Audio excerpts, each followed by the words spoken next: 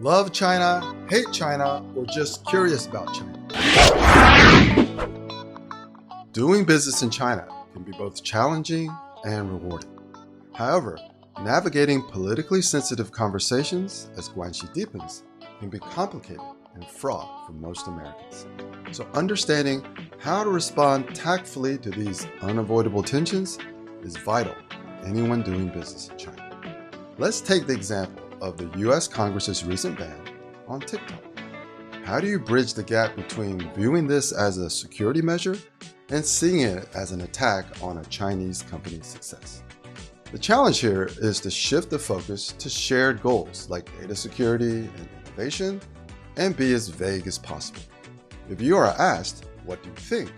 it's essential to view these types of questions as proverbial traps, where the key to avoiding ensnarement is to be as deliberately vague as possible. Now, what if the discussion shifts to concerns about fair competition and market access?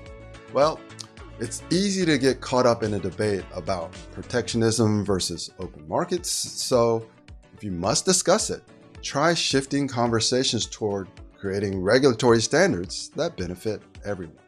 Remember, the goal isn't to engage in a healthy debate, but to avoid creating the perception of righteousness or a higher moral authority. Since a possible ban of TikTok would also impact its finances and business operations, the discussion itself is a conflict of ideas of whose system of governance is better. So highlight the importance of open platforms in helping to bridge cultural divides. And remember to always refer to everything as we and ours.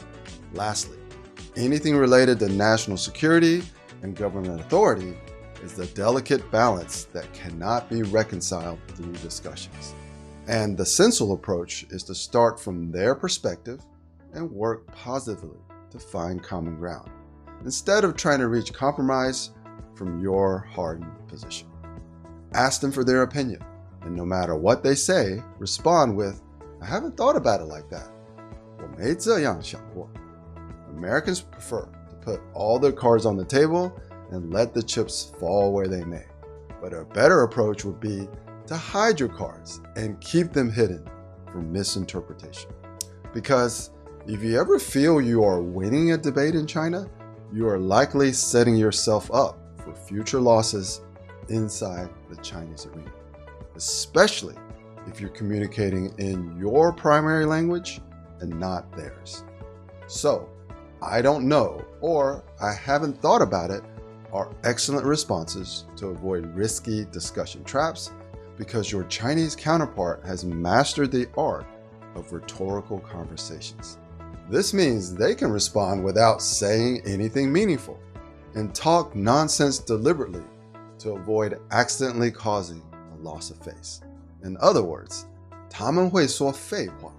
So remember, if you must answer to keep the conversations lively, remember not to debate and to be as deliberately vague as possible.